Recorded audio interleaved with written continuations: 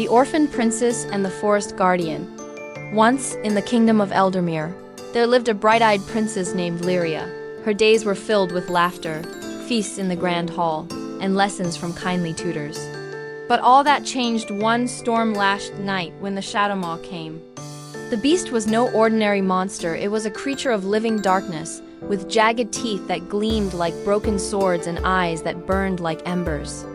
It tore through the castle gates, swallowing knights whole, and by dawn, Lyria's family, her friends, even her beloved pet fox were gone. The kingdom crumbled into fear, and the orphaned princess fled into the Blackthorn Forest, a place whispered to be cursed.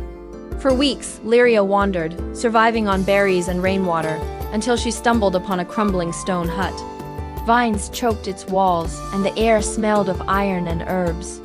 Inside stood Master Kael, a towering figure with a mechanical arm that whirred like clockwork. His face was scarred, his voice rough as gravel. "Go home, girl," he growled. "The forest eats the weak." But Lyria stood her ground. "Train me," she demanded, her small fists shaking. "I will kill the Shadowmaw." Kael laughed a harsh, barking sound, but something in her gaze gave him pause.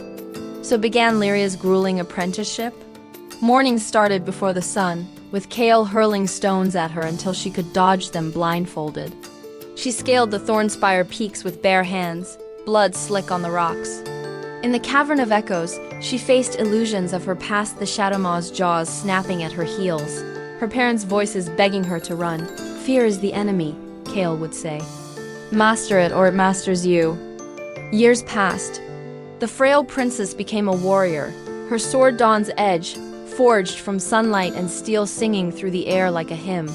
Yet Kael never praised her. Not until the day she defeated the obsidian golem, a creature even he had failed to slay.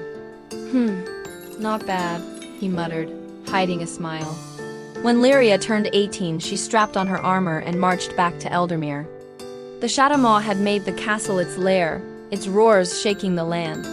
Their battle split the throne room in two, Lyria's blade clashing against talons, her boots slipping in pools of shadow.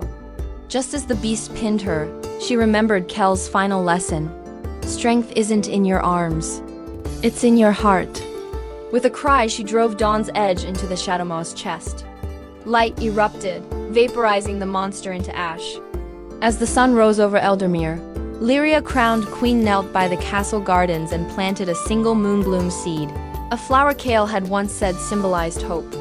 The villagers returned, the kingdom flourished, and in the forest, the old hermit trained new students, his pride tucked beneath gruff words.